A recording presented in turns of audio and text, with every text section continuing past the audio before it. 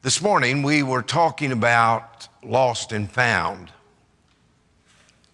and we centered our thoughts upon a parable that Jesus gave. It's really three stories in one, but it's about that which was lost. And we spoke about the lost sheep and the lost coin and the lost boy. And in the ways that those things were lost is still the way people are lost today. Some are lost like the sheep. They don't intend to be. They just wander away. And when they become lost, they know it. A sheep knows when it's lost, but they don't know the way home. And some are lost like a coin, maybe through the neglect of somebody else, but a coin doesn't know it's lost, and obviously it doesn't know its way home. And then some are lost like the boy. They just rebel against God and they leave. The basic problem, obviously, is sin, and the answer is the Savior. But in that parable, the emphasis is upon the going shepherd, the seeking woman, and the running father. And this morning I did mention at the conclusion of our study that the father in the story that we know as the prodigal son obviously represents God. And the prodigal represents us because we've all gone astray. But there was another son, and he is the elder brother. By standards of the community, he would have been declared to be the good son of the father. And the fact of the matter is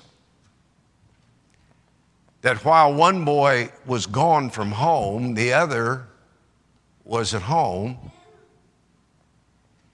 And one boy was lost in the far country, the other boy was lost near the father's house. But both boys were lost.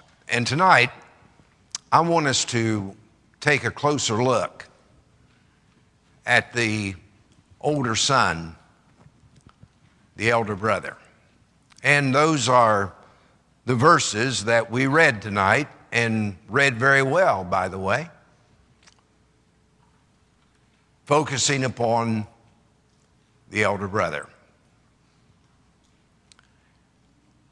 It is most difficult for God to teach any person whose religion has closed his mind. And what prompted these three stories in Luke 15 is that Jesus associated with sinners. People who knew they were sinners, people knew they're lost, and people who wanted to go home. And it was always the common people who heard him gladly. And as Luke sets the stage for this text, he said that the tax collectors and the sinners drew near to him to hear him, Jesus. But the Pharisees and the scribes, the religious leaders, those who should have known the way better than they did, the Pharisees and the scribes complained. They were always, it seems, in the audiences where Jesus spoke, but their motive was not always pure. We know that for sure. Because while the common people were there to hear him and heard him gladly, the Pharisees and the scribes were often there to criticize him and to find fault with him. They were religious people, but their minds were closed. And as a result, they never did see him for who he is. And not seeing him, they were religious people, but religious people who were lost.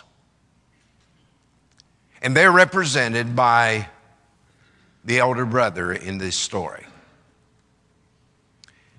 Now with that, I'm going to stay close to the text tonight in Luke chapter 15.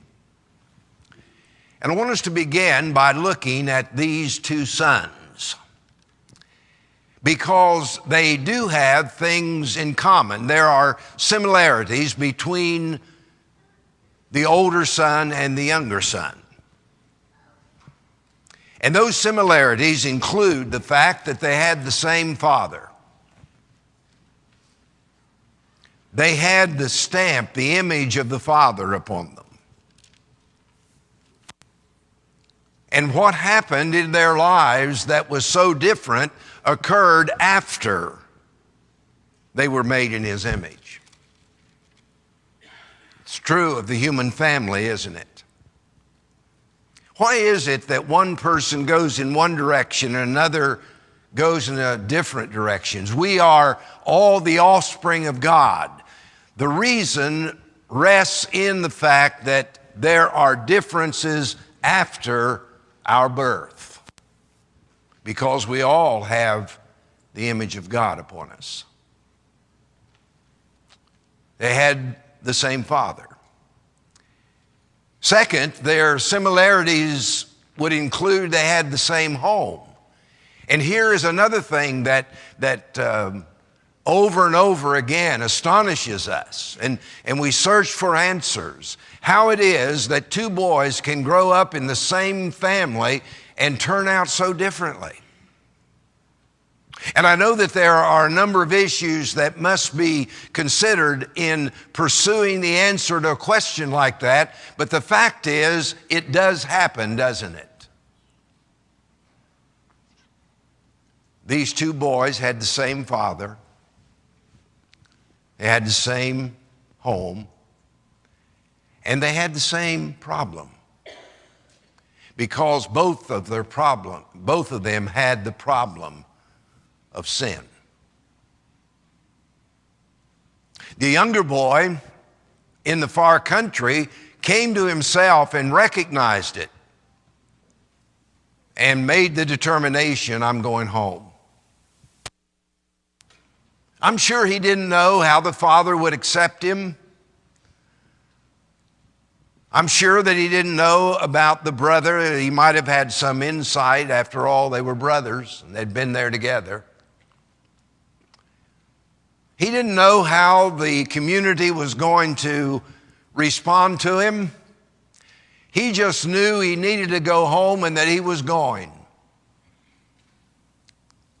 And that he would trust the others for the way they received him. But he knew where he was.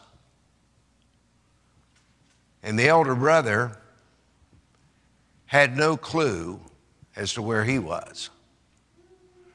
If he had been asked, where are you? I think the story as it unfolds tells us what he would have said, because he speaks in this story. He was at home. He was with his father. But he was lost as much as the brother in the far country. So there were similarities. But there is a marked contrast between these two boys. The younger boy openly defies his father. When he said, Father, give me my inheritance, he was saying, I'm going to get my inheritance when you die, and I wish you were dead so I could have it now. So just give it to me, and he did. And this younger boy broke his father's heart. And the older boy stayed at home. One's in the far country, and one of them is at home. But they both revolted against their father. One by landing in a pig pen in a far country, having wasted everything that he had, and the other while going through the motions of serving his father. Now this morning I was only able to mention this, but it is so important to the overall view of this story that Jesus told that I want to emphasize it tonight. If I were to ask you, how did Jesus answer this question? What is the greatest commandment in the law? There's not a person present who couldn't tell me what he said. He said, love God with all of your heart, soul, and mind. That's the first and great commandment. And that doesn't change.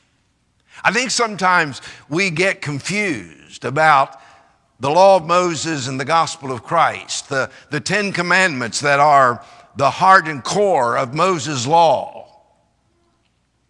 And I think the confusion is that some don't understand that we're no longer under the law of Moses. We are subject to the law of Christ. And others may understand that point, but we are not able to fit the eternal principles of the law into where we are. One of the 10 commandments was, you shall not kill. Did it become wrong to kill only in Exodus 20? No, it was wrong before that. It was wrong for Abel to kill Cain. That's an eternal principle, and God emphasizes it in the 10 commandments. And as a matter of fact, 9 of the 10 commandments, at least in thought, are reproduced in the New Testament. The only one of the 10 commandments that's not repeated and bound upon the church is remember the Sabbath day to keep it holy. And I think you understand why that might be. We need not go into detail on that. But the point I'm making is that to love God with all of your heart, soul, and mind is still our responsibility. And Jesus said the second is like it. You shall love your neighbor as yourself. And it still is. And the elder brother failed in both aspects of the greatest commandment. He did not love his father. He served his father, but he did not love his father. Because a boy that loved his father would not have responded to his dad the way this boy responds to his dad. And he did not love his brother because when his brother came home, he wouldn't even acknowledge that he was his brother. He said, it's this, your son has come back. Now, with that, there are some similarities and there are some things that are different about these two boys. There are contrasts. For example, the younger one rebels, the other one stays at home. Both revolt. But I would also remind us that in looking at the differences in these boys, the one that ran away, as the story closes, is at home. He's reconciled to his father. The older boy who stayed at home is still outside. This story has a number of disturbing things in it, disappointing things in it, sad things in it. But one of the saddest must be that at the end of it all, he's outside. It wasn't the Father didn't want him inside, but the Father lets us make the choice, and he chose to be on the outside. Now, having looked at the two boys and their similarities and their differences, let's hone in on the elder brother. And there are some things that are good about him. He had some virtues. I think there are three that stand out in the story. One is he obeyed his father in his words with his father. He said, "Lo, these many years I have been serving you." There isn't any doubt cast on the fact that he did that. He was obedient. That is, he did what he was supposed to do. But there's no indication that he did what he was supposed to do for the reason he was supposed to do it. Wasn't this the reason that Jesus had such conflict with the religious leaders of his day? They did, but their motive was corrupt. And sometimes they talked and overlooked doing what they needed to do. But we can say of the elder son that he was obedient. A second thing that's noted in the story is that this guy was a boy of industry. Notice verse 25, the older son was in the field. And as he came in and drew near the house and so forth, he worked. That's a good trait, isn't it? He obeyed. He was a man of industry. And he was the good son. He stayed home. He did have some virtue. But on the other hand, we need to look at his disposition. Attitude is so important in any endeavor. When our son was young, he played sports. He played football, and he played basketball, and he played baseball. And you'll find this difficult to believe, but it's true. I coached him in that stuff. You didn't know I was a coach, did you? Didn't have a winning record, but I was a coach. And in dealing with those boys, I would 10 times over rather have a boy with a good attitude and normal ability than great ability and a sorry attitude. And I think it's true with people who hire others on their jobs.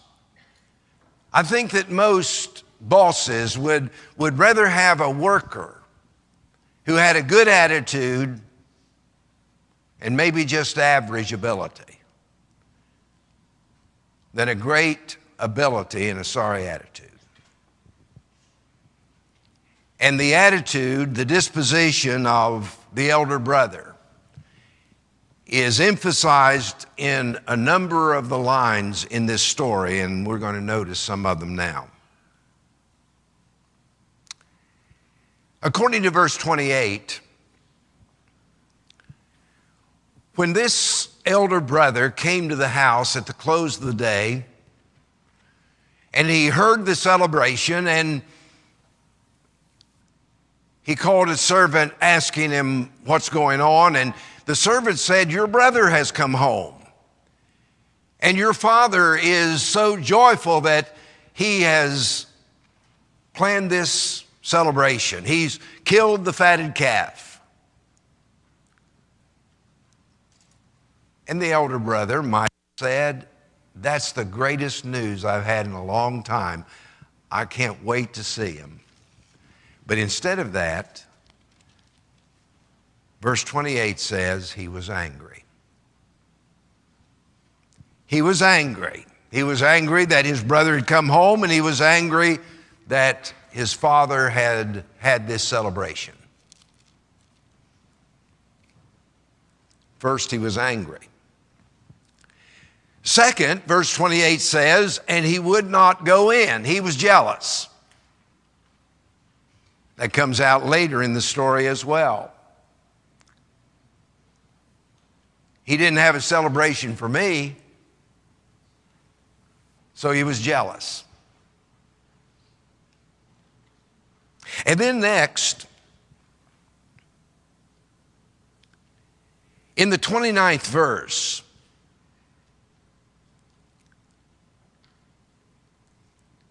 this young man says to his father,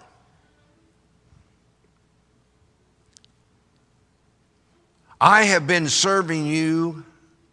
I've never transgressed your command at any time.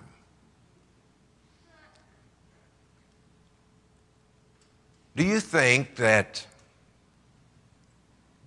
this self-centered boy was a perfect boy?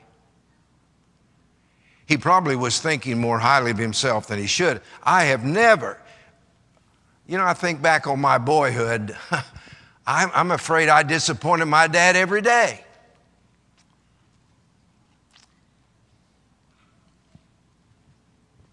But his is a self-centered boy. And then in verse 29, I've been serving you. I have never transgressed your commandment. All he's telling you is that he's self-centered. He's telling you that he's self-righteous. And then he said, you never gave me a young goat that I might make merry with my friends. He's filled with self-pity. That's his disposition. That's how he looked upon the brother coming home and upon his father treating him and accepting him with open arms. Another part of his disposition is found in verse 30 when he said, as soon as this son of yours, don't miss that. He isn't my brother, he is your son. You see, the older son is the judge of the younger son. When this your son has come, who has devoured your livelihood with harlots. Had you read anything about that in Jesus' story before? Jesus didn't say that. In the story, it is said that he wasted his substance. That's what prodigal means, the wasteful son in riotous living. But it didn't say what the elder brother said. How easy it is to pass judgment upon others. Maybe this boy was saying, well, I don't know what he was doing, but this is what I would have done if I'd have been him. So he's the judge and the jury. And then the last thing that's said here is, you never killed the fatted calf. You never had a celebration for me. And the father said, Son, you're always with me, and all that I have is yours.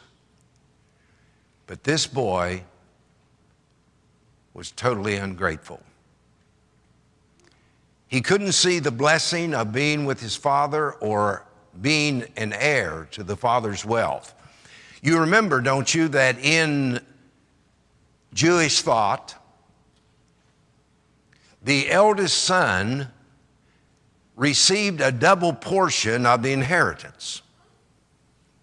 Now, it doesn't mean that the elder son received a double portion more than all the rest. And to make that very unclear statement I just made clearer, the elder brother in a family of two like this one would get twice as much as his brother did. But had there been 5 of these boys, then it would be like having 6 boys. The older brother would get 2 portions, twice what any other one did. He totally misses the point. He is ungrateful. Now, let's bring this to a close tonight by asking, who's affected by this boy? Who's affected by the elder brother? Well, I would want to say, first of all, that the prodigal was affected. I'm sure that he felt badly enough, but to come home and be utterly rejected by his brother, that had to have an effect upon him. The brother is affected. The father is affected. His heart was broken, no doubt, when the younger boy left home. And his heart rejoiced when he returned, and now he must have his heart broken again. He goes outside and he pleads with the boy. Come in. You know, when one is outside or one is in the far country, the father is always pleading.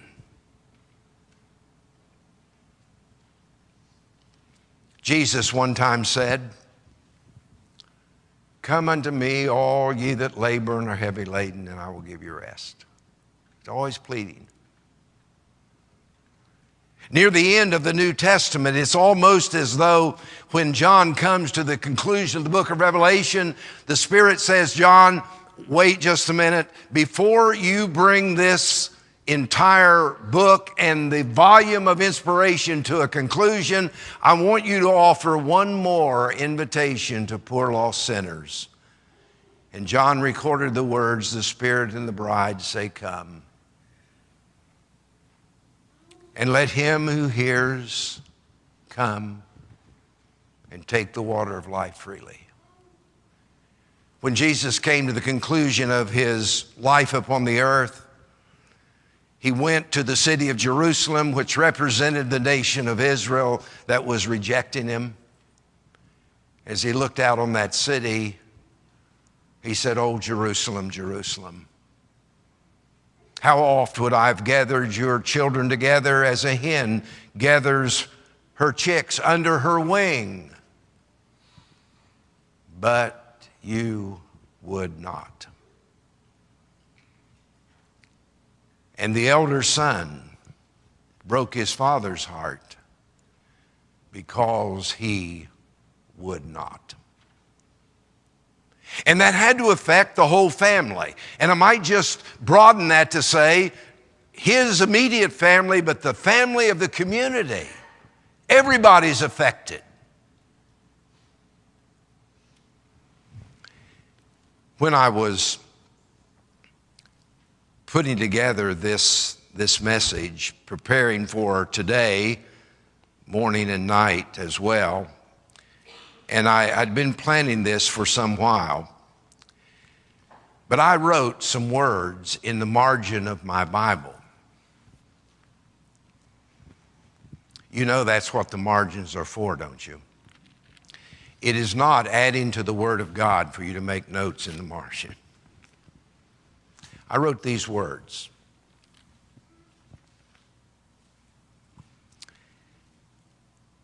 The hardest person for God to tell anything is the one whose religion has closed his mind. And in considering this boy that was left outside, I wonder if any of us find ourselves